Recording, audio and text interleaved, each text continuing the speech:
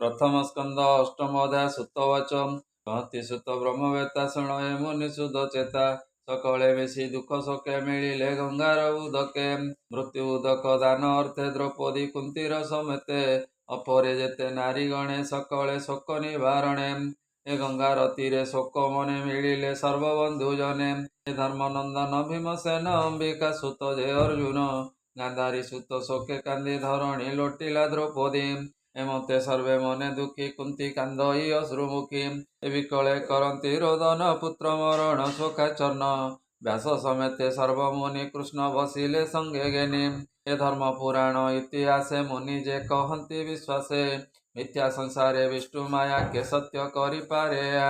कालर क्रीड़ा ए जगत काल को के अछि समर्थ रुझी पाळई पुणी हरे काल क्रीडई ए संसारे आहार प्राय प्रीति नाही मिछ ए सत बोली होई शोक हरिले नारायण एवे ओ शुण मुनिगण दुष्ट राजा ए संगे तिले मने कुतर्क भाव बळे ताहाकु प्रभु माया करी अर्जुन गांडी बेश हारी युधिष्ठिर को राज्य देले अवनि भार निवारिले तम तिनि अश्वमेध कराई सकल संपद राजार नाम मोहि तले इंद्रर प्राय संपादिले ए पंडुपुत्र को करिभाव संगते सात्यकी उद्धव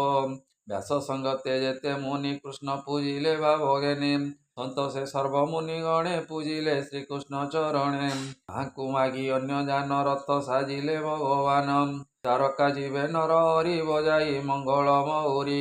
वे शुण सर्वमुनि उत्तरा विराट नंदिनी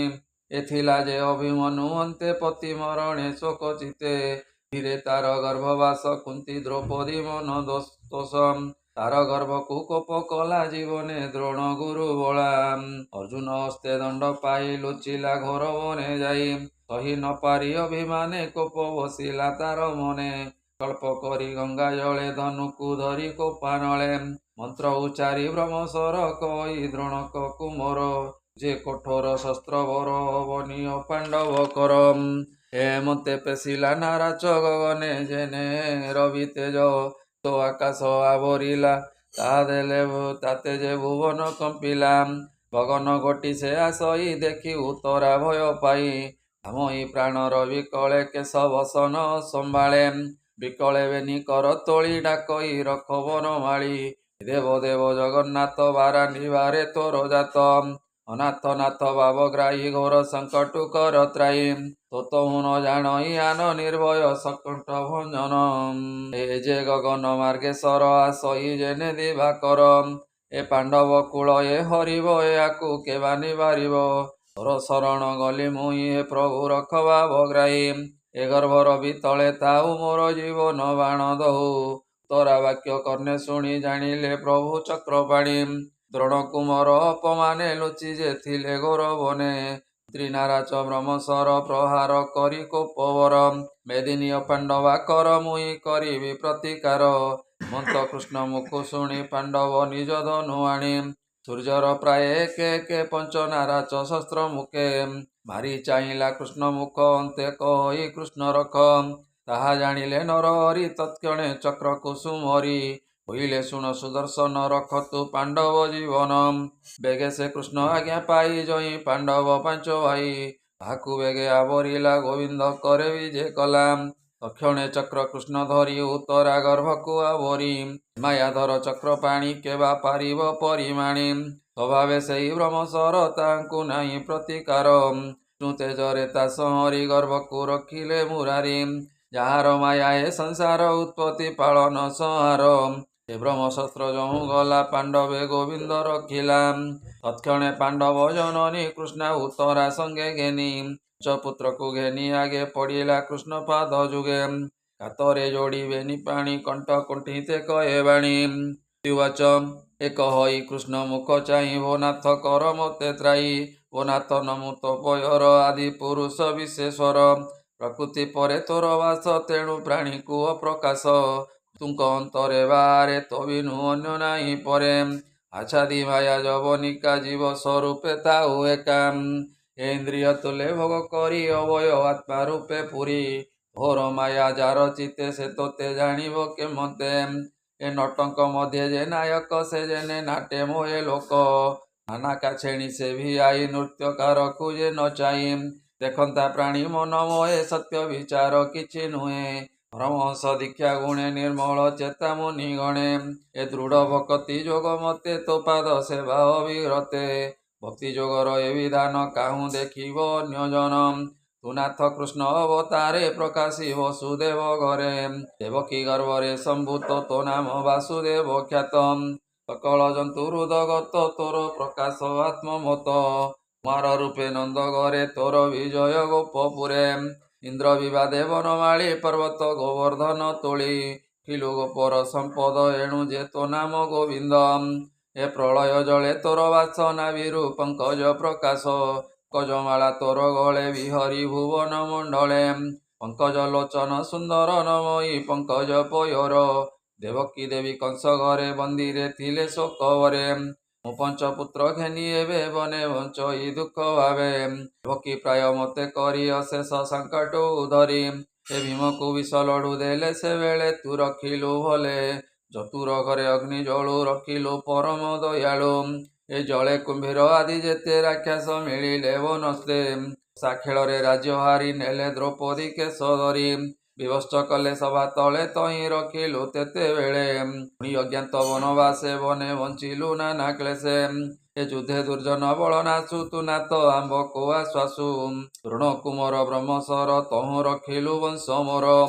ଏଣୁ ବିପତ୍ତି ନର ହଇ ଯେ ମୁଖେ ତୋ ନାମ ଧରଇ ତୋହର ଦର୍ଶନ ଫଳେ ଜୀବର ହଇ ନିଶ୍ଚଳେ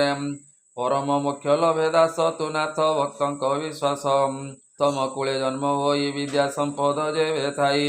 ଏ ବୁଢ଼ଇ ମତ ଗର୍ଭ ଚିତେ ସେ ତୋତେ ଜାଣିବ କେ ମତେ ତୁ ନାଥ ଜଗତ ଜୀବନ ଆଦି ପୁରୁଷ ନିରଞ୍ଜନ ଏ ଭକ୍ତ ଜନକ ଅର୍ଥେ ତୁଇ ପ୍ରକୃତି ତୋତେ ନ ଜାଣଇ ତୁ ନାଥ ଆତ୍ମା ରାମ ମତ ନମଇ କୈବଲ୍ୟର ନାଥ ତୁ ନାଥ କାଳ ରୂପ ହେଉ ଅନାଦି ନିଧାନ ବୋଲାଉ ସମେତୁ ବସୁ ସର୍ବଦେ ପ୍ରାଣୀ ଏ ତୋର ମାୟା ମୋହେ ଭଜନ୍ତି ଅନ୍ୟ ଅନ୍ୟ ଭାବେ ବଳି ଯେ ସନେ କଳି ଯୁଗେ ଏ ତୋର ମହିମା କେ ଜାଣିବ ଶରୀର ବହି ବ୍ରହ୍ମା ଶିବ ପ୍ରଚରିତ ଭଗବାନ ଏ ନର ଲୋକ ବିଡ଼ମ୍ବନ ତେଣୁ ତୋରି ପୁମିତ୍ର ନାହିଁ ପ୍ରାଣୀ ଜାଣିବେ ତୋତେ କାହିଁ ତୁ ବିଶ୍ୱ ମାୟା ନର ହରି ନିଜ ମାୟାରେ ଦେହ ଧରି ପଶୁଙ୍କ ଘରେ ହେଉ ଜାତ ଋଷିଙ୍କ ଘରେ ଋଷି ସୁତ ଜଳଜନ୍ତୁଙ୍କ ମଧ୍ୟରେ ତୁ ହି ବିହରୁ ମୀନ ରୂପ ବହି ଏକଥା ଲୋକେ ବିଡ଼ମ୍ବନ ତୁ ଆତ୍ମା ଆଦି ନିରଞ୍ଜନ ଦଧି ମନ୍ଥନ ବେଳେ ଧରି ରୋଳେ ବାନ୍ଧିଣ ନନ୍ଦ ନାରୀ ପଛେ ଲୁଚାଇ ଛାଟ ଗୋଟି ତା ଦେଖି ଭୂମିରେ ତୁ ଲୋଟି ସୁରଞ୍ଜନ ଘଷି କରେ କାନ୍ଦି ପଡ଼ିଲୁ ତୁ ଭୟରେ ତୋ ନାମ ଚିତ ଭୟର କିମ୍ପା ତୋ ଯଶୋଦାକୁ ଡର ତୁ ଦେବ ଯୋଗ ମାୟା ଅଂଶେ ଜନ୍ମିଲୁ ଯଦୁ ରାଜା ବଂଶେ ସ୍ୱଭାବେ ଜନ୍ମ ନାହିଁ ତୋର ଯେଣୁ ଖଣ୍ଡିବୁ ଭୂମି ଭାର ଏଣୁ କଳ୍ପନ୍ତି ସାଧୁ ଜନ ମଳ ଏ ଯେ ସନେ ଚନ୍ଦନ ତୋ ଜନ୍ମ କରି ଅନୁମାନ ପରେ ଯେତେ ସାଧୁ ଜନ ବୋଲନ୍ତି ବସୁଦେବ ଘରେ ଜନ୍ମିଲୁ ଭାରା ହରଣରେ ପୂର୍ବେ କଠୋର ତପ କରି ବର ମାଗିଲା ପୁତ୍ର ହରି ଏଣୁ ଦେବକୀ ଗର୍ଭେ ଜାତ ତୁ ଅଟୁ ଅନାଥର ନାଥ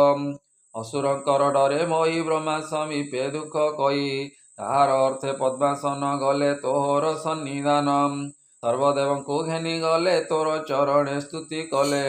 କହିଲେ ତୋ ଚରଣ ତଳେ ନାବ ବୁଡ଼ଇ ଯେନେ ଜଳେ ହେମନ୍ତ ବୁଡ଼ିଲା ଧରଣୀ ଆକୁ ରଖ ଚକ୍ର ପାଣି ତୁ ନର ରୂପ ଧରି ଭୂମି ମଣ୍ଡଳେ ଅବତରି ଅବିଦ୍ୟା କର୍ମା କର୍ମ ବଳେ ପ୍ରାଣୀ ଜାତ ଭବ ଜଳେ ତିହି କ୍ଲେଶ ତାଙ୍କ ଦେହି ତାଙ୍କୁ ଉଦ୍ଧାରିବା ପାଇଁ ଧ୍ୟାନ ଶ୍ରବଣ ମନ୍ତ୍ର ଗୁରୁ ତେଣୁ ମହିମା କଳ୍ପ ତୋରୁ ତୋର ଚରିତ କର୍ଣ୍ଣେ ଶୁଣି ତୋର ନାମ ମୁଖେ ବଣି ମନ ବଚନ ତୋତେ ଦିଅନ୍ତି ହର୍ଷେ ଫୁଲ କଲମ ପନ୍ତି ଏଣୁ ପଶନ୍ତି ତୋ ଚରଣେ ନିଶ୍ଚିନ୍ତେ ଧ୍ୟାନ ସୁମରଣେ ତୋର ଚରଣେ ତାକୁ ରଖେ ଭବ ପ୍ରମାଦୁ ତରେ ସୁଖେ ପାଦେ ପଶିଲି ଶରଣ ମତେ ନ ଛାଡ଼ ନାରାୟଣ ତୋର ସହାୟ ଏହି ମତେ ପାଇବି ମୁଁ ଜନ୍ମ ଜନ୍ମାନ୍ତେ ମୋ ସହୋଦର ପଣେ ହରି ଜନ୍ମ ଜନ୍ମାନ୍ତେ ଅବତରି ତୋତେ କରନ୍ତି ସୁତେ ଧ୍ୟାନ ତୋ ତହୁଁ ନ ଜାଣନ୍ତି ଆନ ଦ୍ରୋହ ଯେ କରି ରାଜକୂଳେ ପଶିଲେ ତୋର ବାହୁ ବଳେ କେବଳ ନାମ ରୂପ ତୋର ମୋର ପୁତ୍ରଙ୍କୁ ସୁଖ ଘର ଯେ ତୋର ରୂପ ଚିତେ ଚିନ୍ତି ଏ ଭବ ଜଳେ ନ ବୁଡ଼ନ୍ତି ତୋ ରୂପ ନ ଦେଖି ନୟନେ ଇନ୍ଦ୍ରିୟ ଗଣେ ଆତ୍ମା ଜେନେ ମୋହି ତୋର ପାଦ ଲାଗି କେ ମନ୍ତେ ଦିଶଇ ସୌଭାଗୀ तो अवतार जेबे जीव विधवा प्राय कदिशिव यार गर्भे जेते जन ग्राम औषधि गिरिगण ए समुद्र आदि जल स्थाने वंचती तो चरण ध्याने हे विशेषर तु ईश्वर मु तोर चरणे किंकर पांडव कोले वृष्टिवंशे मुझे बंधन दृढ़ पासे तुझे शरण सोदर ए स्नेह पास दूर कर ओ नाथ श्री मधुसूदन तोर चरणे मोर ध्यान सर्व विषय दूरे चिंती तोर चरणे रहु मती गंगार स्रोते सर्ववंशे जे सने सिंधु जले मिशे कृष्ण कृष्ण सखा तुई दुष्ट नाशने तोर दे अवनी रखी आदि मूल नासिलु दुष्ट क्षेत्री कूल ते चिंतीण से तरंती निश्चिंते तो दे पसंती गोविंद शरण सोदर भक्त जनक सुख गर तो अवतार ए जगते गुरु ब्राह्मण देव हिते अखिल गुरु जोगेश्वर ओ नाथ शरण तोहर तो कौंती मंजुवाणी कुंती वचन कर्णे शुणी तो वचन ए अल्प से दामोदर कोमल वचन गभीर कहिबी सत्य ए वचन कही उठिले भगवान हस्तिनापुरे जाई पशि अंध गांधारी को आश्वासी व्यास सहित मुनिगण संगते घेनी नारायण